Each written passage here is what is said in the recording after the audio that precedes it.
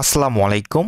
লার্নফ্লুয়েন্সি চ্যানেলের পক্ষ থেকে ক্লাস 8 এর শিক্ষার্থীদেরকে স্বাগতম জানাচ্ছি আজকের এই টিউটোরিয়ালে।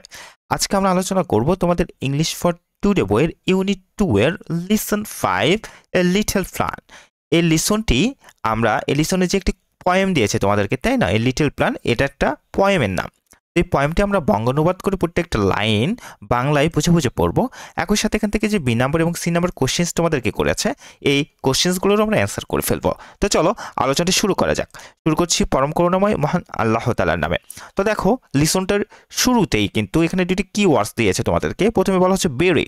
বেরি শব্দটির অর্থ হচ্ছে কবর দেওয়া। এরপর দেখো বলা হচ্ছে কি স্প্রাউট। স্প্রাউট শব্দটির অর্থ হচ্ছে ফোটা। আচ্ছা, তো চলো আমরা পুরো কবিতাটি এখন একটু বঙ্গানুবাদ করে বাংলায় পড়ে পড়ে বুঝে ফেলি। তোমরা নিশ্চয়ই দেখতে পাচ্ছ। দেখো, এপাশে আমরা টেক্সট আর এপাশে কিন্তু বাংলা অনুবাদটুকু তোমাদেরকে দিয়ে দিয়েছে। দেখো, প্রথমে কি বলা হচ্ছে, এ লিটল প্ল্যান্ট শব্দটির অর্থ কি বলো তো? একটি চারা গাছ, তাই না? লিসনটার নামও কিন্তু এ লিটল প্ল্যান্ট। তো বলা হচ্ছে in the here of A seed, একটি বীজের অন্তরে, বুরি ডিপ গভীরে, সো ডিপ খুব গভীরে সমাহিত, এ ডিয়ার লিটল প্ল্যান্ট একটি প্রিয় ছোট চারাগাছ। লে ফাস্ট অ্যাসলিপ ঘুমন্ত অবস্থায় সাহিত্য, অর্থাৎ ঘুমন্ত অবস্থায় আছে। ওয়েক সেইড দ্য ভয়েস বলছে জাগো, বলল একটি কণ্ঠ। এরপর কি বলছে কি দেখো, of of the rain droves bright বৃষ্টির উজ্জ্বল ফোটার। দ্য লিটল প্ল্যান্ট হার্ড ছোট চারা গাছটিটা শুনল। অ্যান্ড রোজ টু সি এবং ঘুম থেকে জেগে উঠতে দেখতে what the wonderful outside world might be কতই না সুন্দর হতে পারে বাইরের জগৎ। আচ্ছা, এরপরে দেখো তোমাদেরকে এখানে যা বলতেছে যে বি নাম্বারে বলা হচ্ছে as you listen to the poem noticed how this groups of words are pronounced practised saying this words. বলা হচ্ছে কবিতাটি শোনার সময় লক্ষ্য করো এই শব্দগুচ্ছ কিভাবে উচ্চারিত হয়, এই শব্দগুলো বলতে অনুশীলন করো। অর্থাৎ এই প্রোনাউন্সিয়েশনগুলো তোমাদেরকে অনুশীলন করতে বলেছে, তাই না? তো দেখো, এক নম্বরে কি বলা হচ্ছে যে সিট, এর উচ্চারণ এখানে দিয়ে দেওয়া হয়েছে যে সিট, তাই না? ডিপ মানে তোমাদেরকে কিন্তু এখানে উচ্চারণ করতে বলেছে, প্রোনাউন্স করতে বলেছে, তাই না?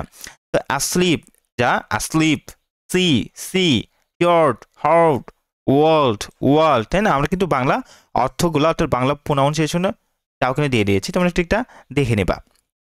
এরপর সি নাম্বারে কি বলা হচ্ছে দেখো, সি নাম্বারে বলা হচ্ছে এখানে তোমাদের মূলত কয়েকটি কোশ্চেন্স দিয়েছে না, যে ask and answer the questions, প্রশ্ন করো এবং উত্তর দাও। তো প্রথম যে প্রশ্ন করেছে এখানে দেখো, where is the little plant sleeping ছোট চারাগাছটি কোথায় ঘুমাচ্ছে? উত্তরটি দেখো, answer the little plant is sleeping in the heart of a seed ছোট চারাগাছটি একটি বীজের ভিতরে ঘুমাচ্ছে, তাই না? এবার দুই নম্বরে কি কোশ্চেন্স করা হয়েছে এখানে দেখো, দুই নম্বরে বলা হচ্ছে who spoke to the little plant চারা গাছটির সাথে কে কথা বলে?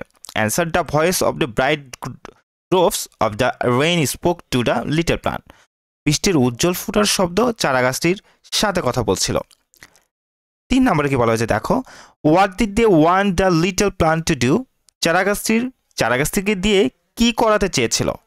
অ্যান্সার দেখো, they wanted the little plant to rise and see the wonderful world outside তারা চেয়েছিল চারাগাছটি যেন জাগে এবং বাইরের বিস্ময়কর জগৎটি দেখে। 4 নম্বর বলা হয়েছে what to things to plants need in water to grow বেড়ে ওঠার জন্য চারাগাছের কোন দুটি জিনিসের প্রয়োজন হয়? Answer plants need water and sunlight to grow বেড়ে ওঠার জন্য চারাগাছের প্রয়োজন পানি এবং সূর্যের আলো। এরপর 5 নম্বরে কি বলা হচ্ছে দেখো, যে which word in the poem means grow কবিতার কোন শব্দটি দিয়ে জন্মানো বোঝায়? Answer in the poem the word rise means grow কবিতায় ওঠা শব্দ দিয়ে জন্মানো বোঝায়। তো এই ছিল তোমাদের জন্য আজকের এই আলোচনাটি। ভিডিওটি ভালো লেগে থাকলে লাইক দিবে এবং অবশ্যই লার্নফ্লুয়েন্সি চ্যানেলটিকে সাবস্ক্রাইব করবে। তো এর পূর্বের ক্লাসগুলো অর্থাৎ লিসন 2, 3, 4 এই ক্লাসগুলো কিন্তু লার্নফ্লুয়েন্সি চ্যানেলে বাংলায় বঙ্গানুবাদ করে করে দেওয়া হয়ে আছে, তোমরা চাইলে সেখান থেকে দেখে নিতে পারো। ভালো থেকো, সুস্থ থেকো। আসসালামু আলাইকুম।